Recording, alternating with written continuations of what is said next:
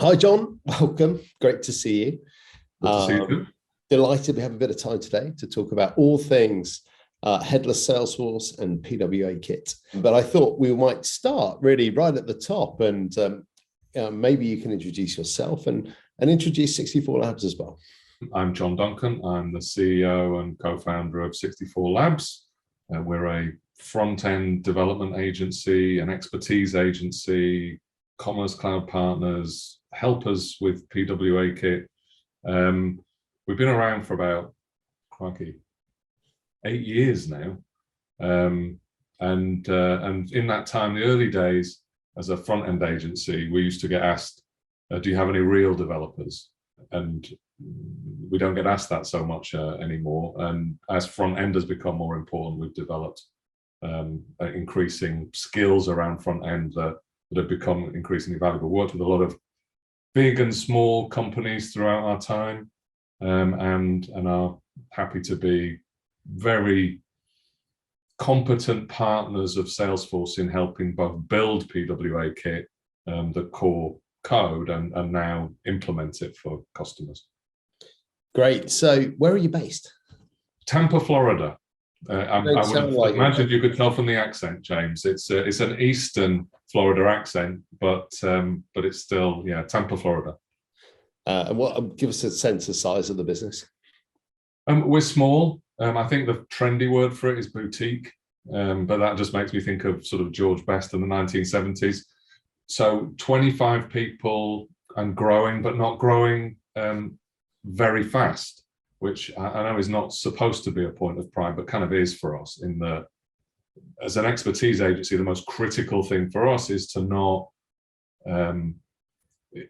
get out beyond that expertise. Like, we stop being useful to customers if we're having an increasing number of people who don't know as much as everybody else. So 25 people growing, but not growing overly aggressively, and keen to be choosy about who we work with and the kinds of work we do. Great. So at the moment, we've been talking to lots of Salesforce customers and to Salesforce themselves about all of the move they've been making to a headless stack and the release of PWA kit. But you know Igor from before Salesforce, don't you? And I think you did some work with them when they were Mobify. Is that right? Yes, we were in an odd position in working with both MoveWeb and Mobify. We're sort of competing in the same market space, and that's really where the idea of an expertise agency came in. That you're really about expertise in technology, not about taking sides necessarily. You're good at delivering what the technologists themselves have built. And yeah, we worked with Igor on the first set of PWAs that they did when we thought PWA might be a mobile thing a long time ago. When they were acquired by Salesforce, we were recruited to help them translate Mobify into what is now PWA kit. But yeah, we've worked in this space for a long time. I think our first PWA was 2016, 2017.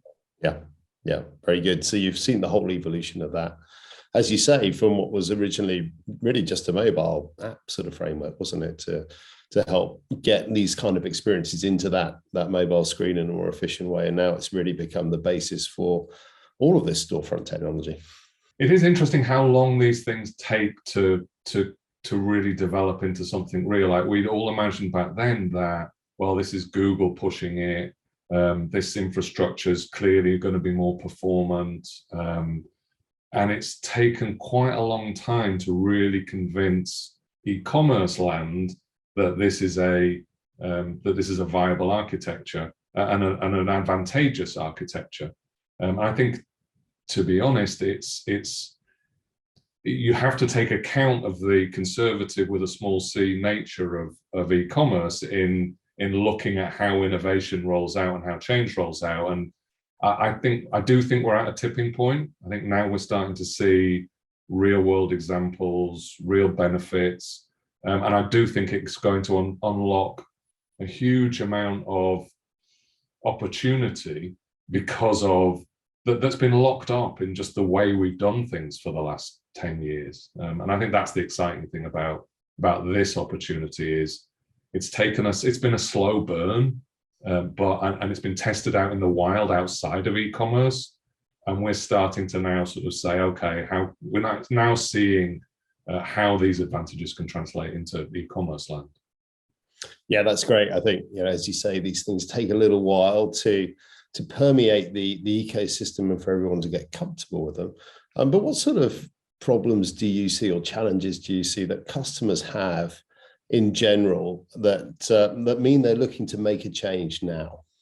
Well, I think for existing Commerce Cloud customers, and any of them listening will know that their stack is full of compromises and technical debt and ways around things and tweaks and little bits of technology that have been plugged in to try and make things work. And I think a lot of those companies are looking and were thinking a year or two ago that they were going to pay off that technical debt with SFRA, that they could sort of start a bright new beginning then, and are now looking and thinking, actually, have I missed the boat on that? And do I need to be leaping one technology architecture ahead and going straight to PWA and PWA kit? So I think one of them is hey, I've got to pay this technical debt off at some point, and I'm not, and it looks as if PWA might be a viable way to skip a generation. I think some of the other motivation is cost. It's the same motivation that's driving people everywhere. There's a sense that until you can get leverage over Salesforce when it comes to contract time, you can't really negotiate effectively with Salesforce. And Salesforce has started to feel expensive. Now, there's a lot of value in Salesforce. I actually think Salesforce wins in this space, but it'd be foolish to ignore the fact that there are a lot of customers saying, well, should we be paying this much? Could we find cheaper solutions? And there's more competition now than there has been previously. So I think some of it is customers saying, hey, this PWA kit thing, does this give me a little bit of semi-detachment from Salesforce so that I can negotiate a bit harder when it comes to contract time? I think that's a factor there. I think the other thing is the sort of, I don't know if it's fear of missing out or shiny object syndrome or what have you, but I think a lot of Commerce Cloud vendors look around and see some of the toys that are being played with in other parts of the universe and thinking, well, I want some of that. I want to be able to get that and do that. And that wave of customers probably bought Amplience, probably bought Algolia, and is I think looking at them thinking, okay, I get these technologies now, I get what they could do for me, but I can't get out of them what I want to get out of them within my current infrastructure. I really have to make that headless leap to get value out of these technologies that I've bought.